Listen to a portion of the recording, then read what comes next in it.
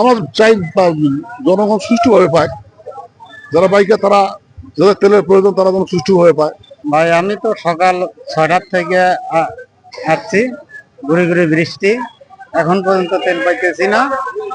আর সরকারি লোক আসতেছে তেল নিয়ে যাইতেছে, পাম্পের লোক আসতেছে তেল নিয়ে যাইতেছে।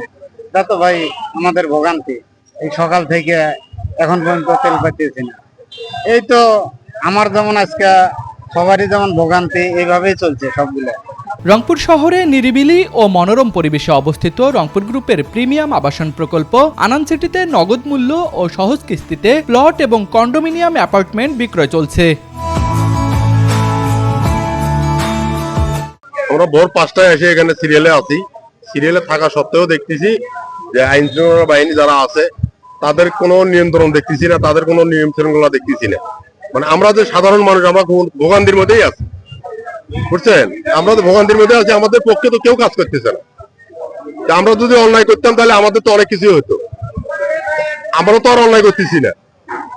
যারা শিক্ষিত লোক তারাই যদি মানে নিয়ম শৃঙ্খলা ভঙ্গ করে, আমরা তো সাধারণ লোক, আমাদের ভঙ্গ করাটা তো স্বাভাবিক। গাইবান্ধা ফিলিং স্টেশনে এখানে তেল স্বাভাবিকভাবে যাচ্ছে, আমাদের 9:30 থেকে শুরু করছি। আমাদের মেশিনের সমস্যা হয়েছিল, সাময়িকভাবে তারপর ঠিক করছি আমরা। এখন যার যা প্রয়োজন তাই দিচ্ছি আমরা, আমাদের তেলের কোনো ঘাটতি নাই। তেল আছে আমাদের 10,000 litre, octane 5,000 litre, petrol 5,000 litre. আমরা পেট্রোল দিচ্ছি, যতক্ষণ লাগবে সবাইকে দিতে পারবো ইনশাআল্লাহ, কোনো সমস্যা হবে না। আমাদের এখানে রেখে যাওয়ার কোনো অপশন নাই। যাদের যাদের গাড়ি তাদের গাড়িতে আছে এবং সারিবদ্ধভাবে আছে, তারা নিয়মিতভাবে আসতেছে এবং তেল নিয়ে যাচ্ছে। কোনো বিশৃঙ্খলা আমরা এখানে করতে দিব না, হচ্ছে না, ইনশাআল্লাহ হয়ে যাবে, ভালো হবে।